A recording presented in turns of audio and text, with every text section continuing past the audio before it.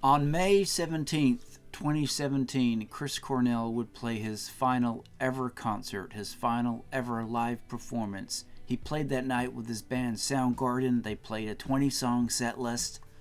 And while some people may have said that Chris's performance may have been a bit shaky here and there throughout the night, all in all, it was a pretty strong show. The band kicked off the night with Ugly Truth from their Louder Than Love album, and played 18 songs with a 2-song encore. With the final song from that night and the very last song that Chris Cornell would ever play on stage, that was Slaves and Bulldozers. Now, this song is from their Bad Motorfinger album, a huge album for Soundgarden, but they didn't just play it straight up. They played it with the In My Time of Dying refrain, the Led Zeppelin song. In other words, they added that Zeppelin song, In My Time of Dying, into Slaves and Bulldozers, making it one big song.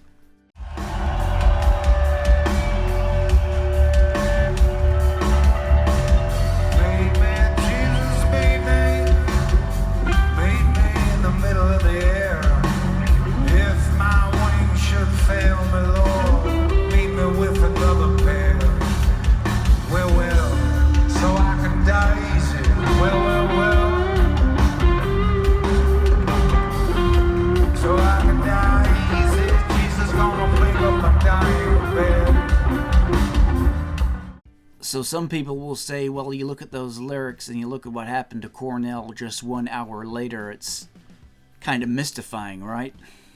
But Cornell adding that In My Time of Dying refrain to their song Slaves and Bulldozers, that certainly wasn't the first time he had done that by a long stretch. Soundgarden did that often, dating many years back. So that wasn't such a big deal.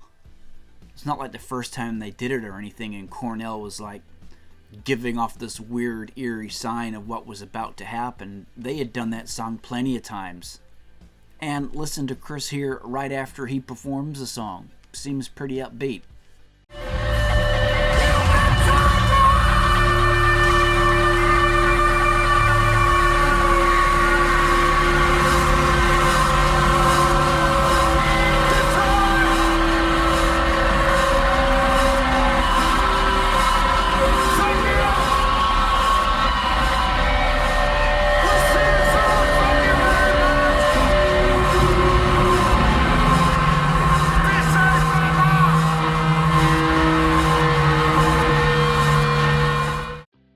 Which makes it so hard to believe that Chris died only like 1 hour after this.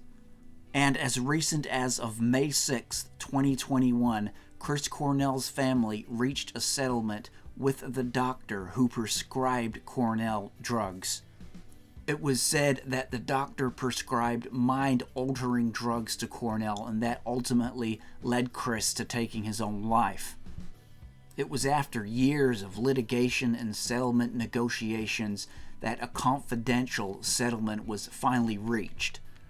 The lawsuit faulted the doctor for allegedly negligently and repeatedly prescribing dangerous mind-altering controlled substances to Chris Cornell, which impaired Mr. Cornell's cognition, clouded his judgment, and caused him to engage in dangerous and impulsive behaviors that he was unable to control, costing him his life.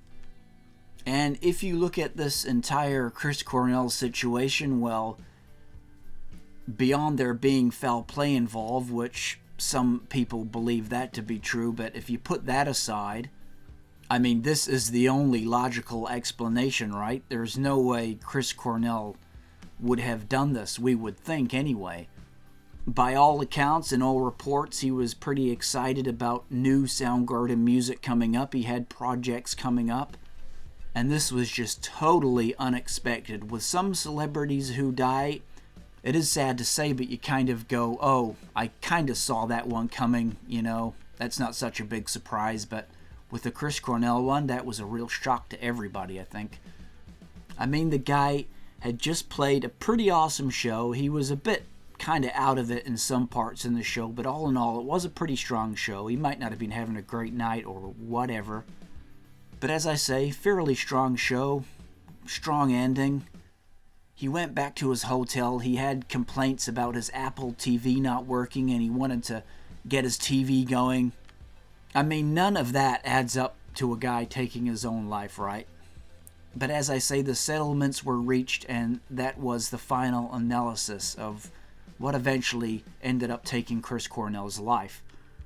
Now, this dude, he was only 52 years old, released an absolute pantheon of music with Soundgarden, Audioslave, Temple of the Dog, his solo career. The guy could sing the phone book, and it was more than just a shock to hear that Chris Cornell had died.